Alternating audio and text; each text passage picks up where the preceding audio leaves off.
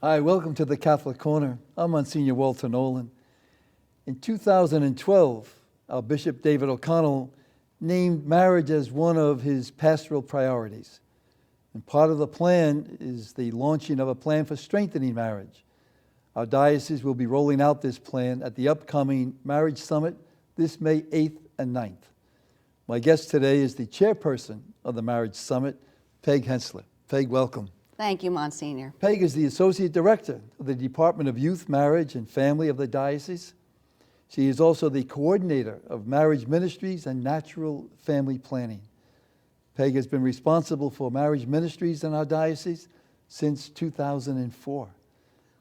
Peg and her husband Bob are active members in their parish in the Camden Diocese, Blessed Teresa of Calcutta in Collingswood, New Jersey.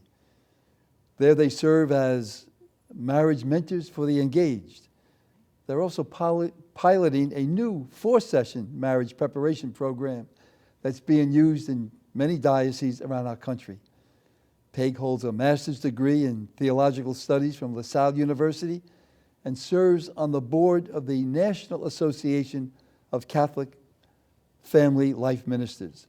She's also the current president of the New Jersey Council of Family Life Directors, representing all 5 dioceses in New Jersey. Again, welcome, Peg. Thank you so much, Monsignor. Fewer and fewer, from what I understand anyway, fewer and fewer couples are seeking Catholic marriage today? Yes, that's correct. Can you speak about that a little bit? And I know that's one of the main reasons I think why Bishop O'Connell named marriage as one of the pastoral priorities. Yeah, sure. So maybe you can talk about 2012 and Sure. how we got to look at all of this. Yeah. Well, because I serve on the national board of this national association and I work with many people that are in my shoes in various dioceses, we all had the same concern that Catholic marriages were declining rapidly compared to secular marriages. So we decided to take a look in the Diocese of Trenton, and Bishop O'Connell was starting to have the same concerns and hearing about it from his pastors and his priests. And so we took a look and we saw that in the 4 counties that make up the Diocese of Trenton, that in a comparable period from 1990 through 2007, it was a 17-year period, we saw that total marriages in the 4 counties declined by 18%. Catholic marriages in the 4 counties declined by 50%. So the difference was of great concern to us.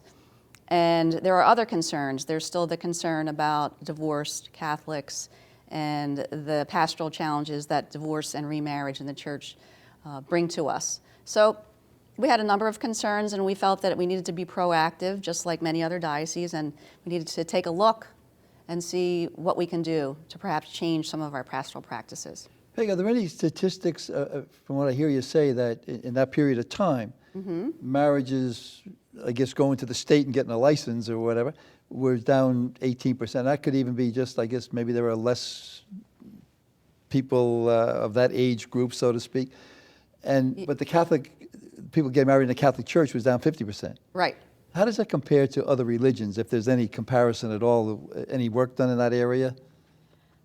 Maybe not. I just struck my mind. I'd be very curious to know that. But I do know that our Protestant brethren in leadership have similar concerns, that people are not coming to services, people are not involved, and people are choosing not to marry in their churches either. They're choosing the destination wedding.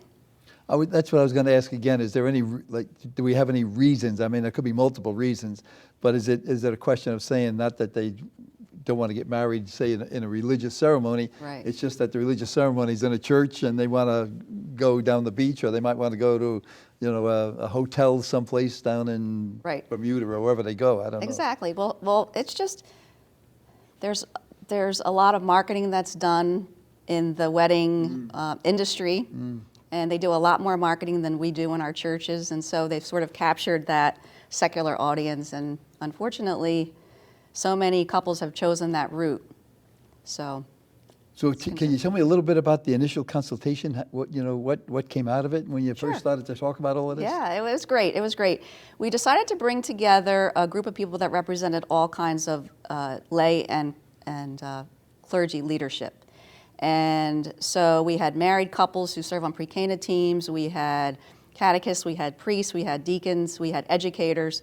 We brought them together and had a series of symposia. So these were meetings that were designed to sort of mine the experience of these people in terms of how they've experienced ministering to Catholic couples and how they've perhaps experienced the ministry themselves in a direct way. Mm-hmm. So we wanted to find out what are some of the things. We did something called appreciative inquiry, where we look at the things that we're doing well, and we're doing many things well, as you know. We're doing wonderful things in terms of marriage prep. We do so much great marriage preparation in the Catholic Church in general that other churches look to us for the things that we've done. But we also needed to look at, in a very honest way, what are some of the things that we may not be doing well? What are some of the obstacles that we may be actually putting up that are leading people away from the church? We have to be honest, and we have to be, introspective, and we have to figure out perhaps there's better ways of doing things. What are some of the reasons that came up? In other words, what could we do better? Well, I think just being more welcoming sometimes.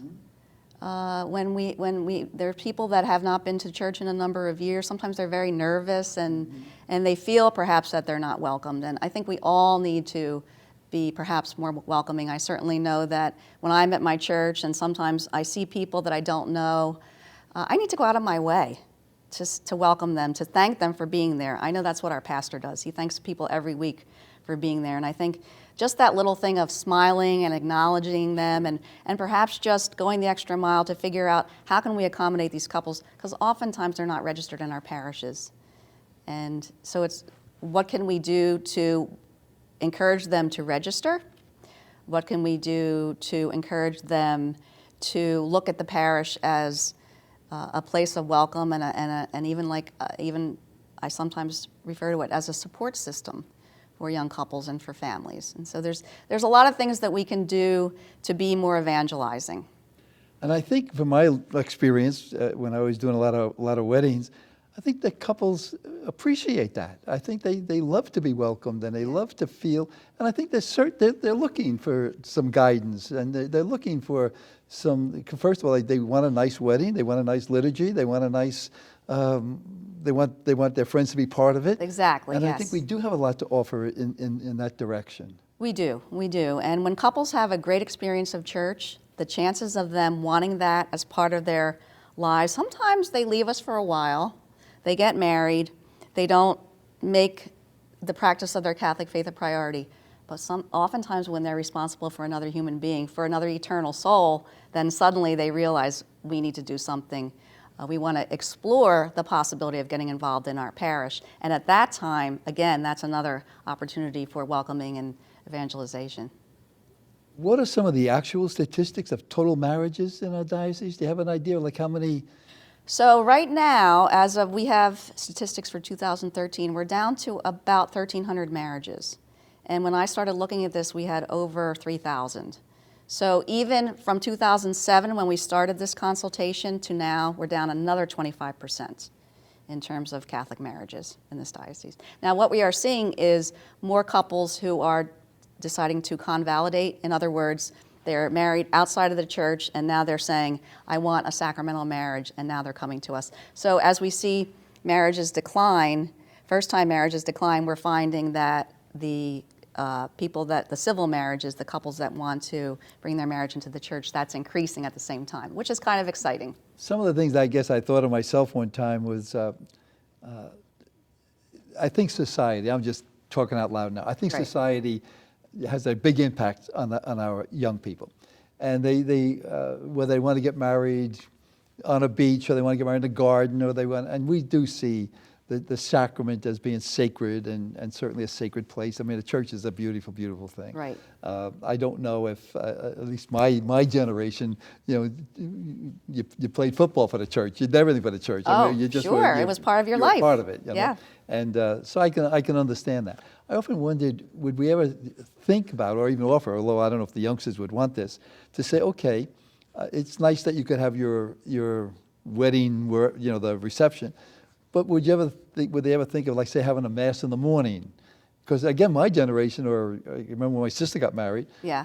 all the weddings were in the morning. They were like 10 o'clock, 10:30, whatever they were. Sure, But yeah. I wondered if, and I remember I suggested this to a couple one time, of having a mass in the morning, and then, you wouldn't have maybe everybody there, and then you go have your celebration in the afternoon. Yeah. Just try to make Yes. an accommodation. I think We've that's what I actually hear you had a say. few couples that have had their weddings as part of the actual mass. It's Yes. very rare. Yes. But wouldn't yes. that be an exciting thing to do? I think it would be an exciting thing to do. I don't know if if you had a lot of weddings, every time people went to mass and they're They having would a be- wedding, yeah. they probably would say, "Oh my gosh, we're going to be here another hour or so." Right, right, But right.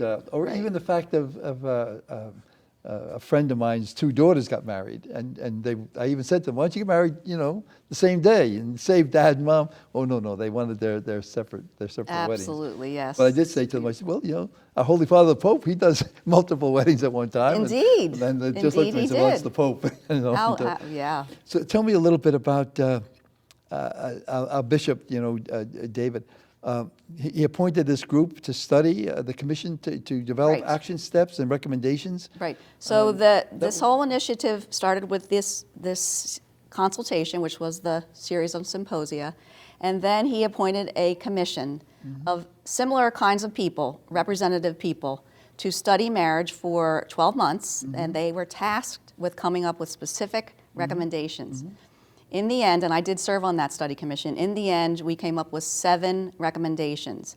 And with each of the 7 recommendations, which we're now calling objectives, they've now been approved by Bishop O'Connell, there are action steps. And so there are action steps that the diocese is required to do, and then there are steps that the parish is being asked to do. Well, let's go from the beginning. What are the recommendations, or what are the objectives? So the objectives, it's wonderful because the objectives look at the totality of marriage. There is an objective to equip parents with a better understanding of the sacrament of marriage and to include more couples in actual RCIA settings and opportunities. So couples are the actual living witness. So they would perhaps be the catechists. They would do the religious education themselves. So things like that. There's a specific recommendation for a strategy to bring civilly married couples into the church. There's a recommendation for a sort of like a multimedia marketing campaign to promote the beauty and sanctity of Catholic marriage, to send out that positive message about Catholic marriage. And couples who live the sacrament of marriage every day, these are some really happy, really fulfilled couples. And even my husband and I are certainly not the world's greatest married couple. He would be the first one to tell you that. But couples have come to us and said, we want what you have.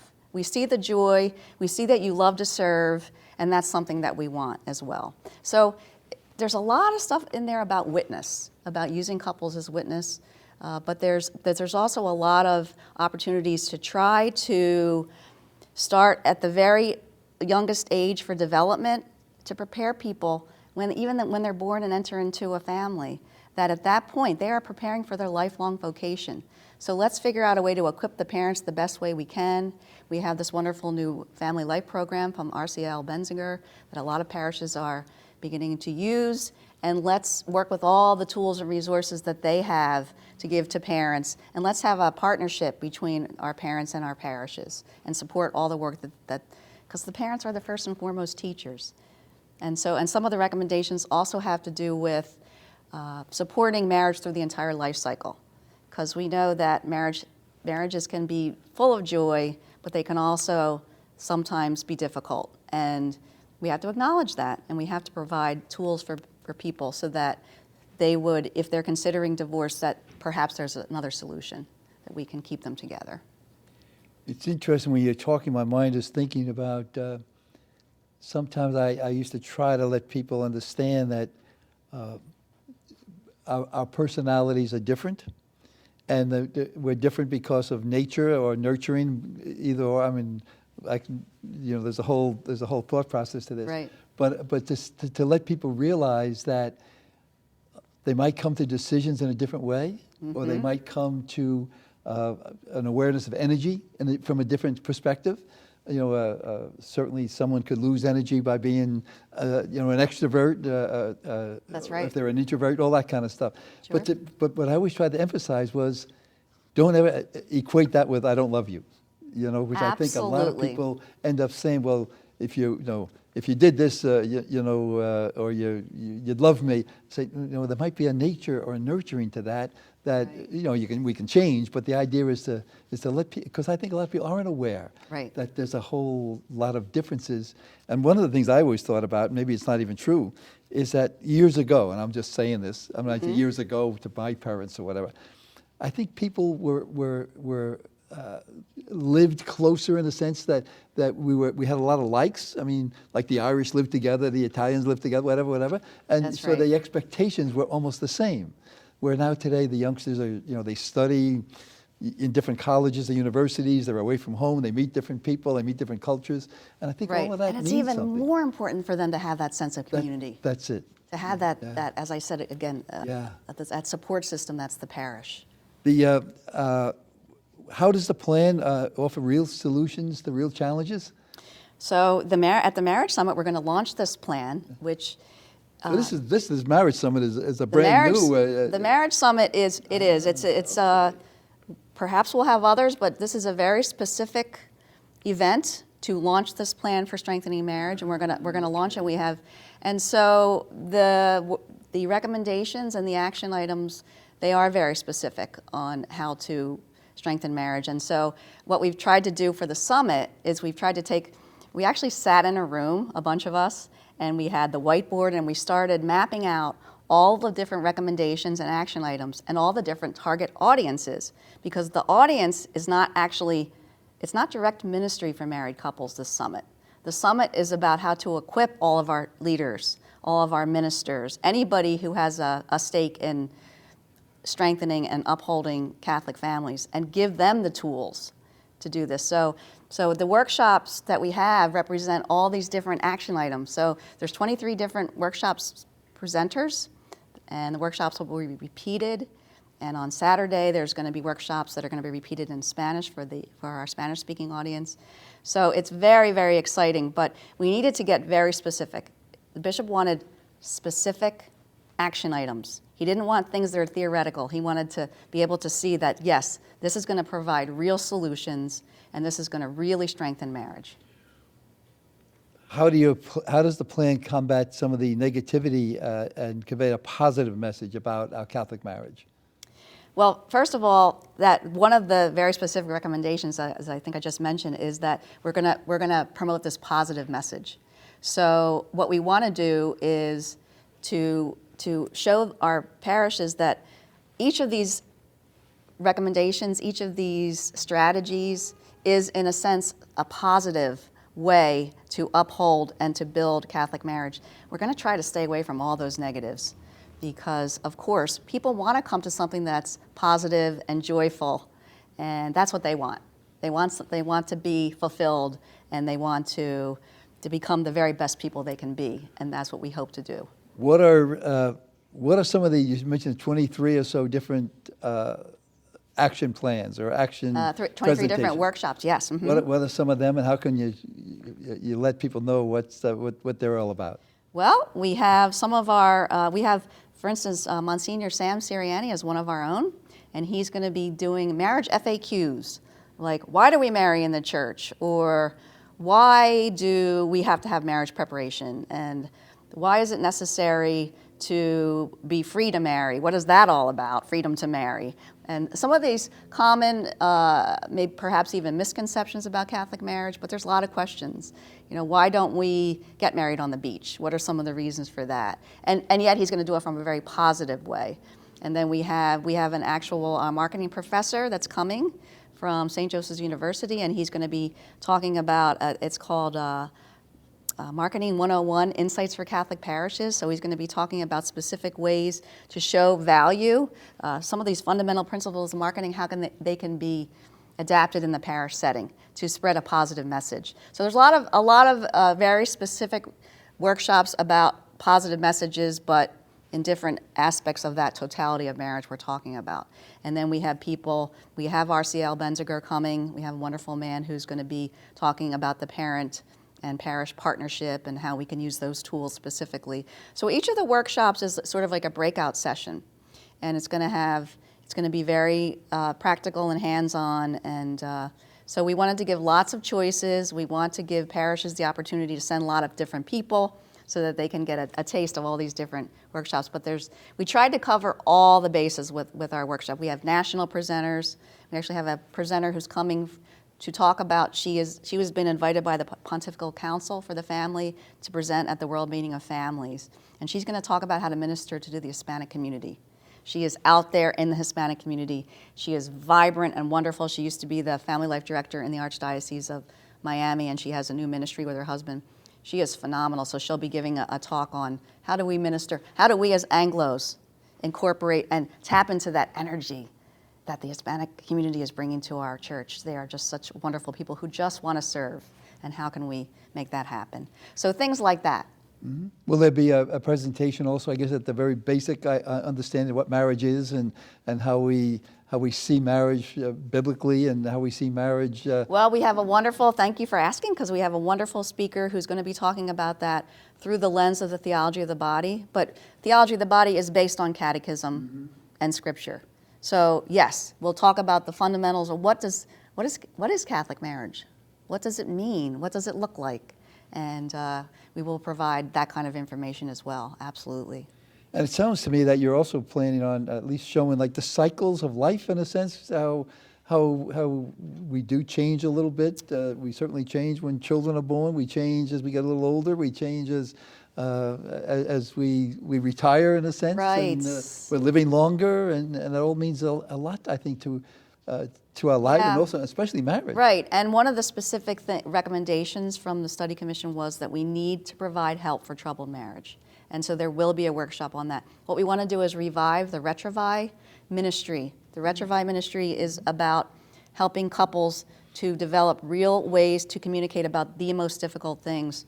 These couples are on the brink of divorce, and this ministry has helped couples. So we want to revive that. We have a workshop on that. I hope you have something about being, even though you're married, being friend to each other and best friend to each other. Oh, that's so important. I think that's a key not only to marriage. I think it's a key to priesthood. I think it's a key to a lot of things about finding joy. Sure, and finding joy in marriage, finding joy in life, finding joy, and I think that's a concept that we have to more and more work on and realize that what's really key. If the couple is finding joy with each other, the children will the find joy. friendship, you are right. The friendship is just so incredibly important, and I that think some people realize you can get married for a lot. I mean, love. There's a lot of different aspects of love. Yes. And I think that aspect certainly of loving as a parent, loving as a friend, is really absolutely really important. the totality of marriage. Now, right. is this a plan, a 5-year plan, or that to strengthen marriage, and is that what? So this is the kickoff of the Okay. 5-year plan. What we want to do is energize our base. We want to energize our catechists and our educators and our priests and our deacons, and we want all of them to be there. That's why we were offering it on 2 days. It's the same program. So, and we just need to get all these partners in place so that we can make this happen. Yeah.